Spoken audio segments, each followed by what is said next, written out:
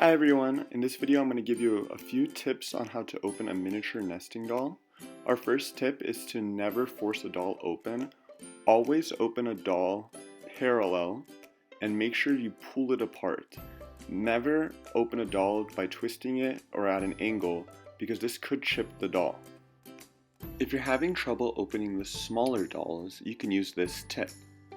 Hold the doll parallel as you were before and apply pressure carefully using your thumb and finger until a small gap appears.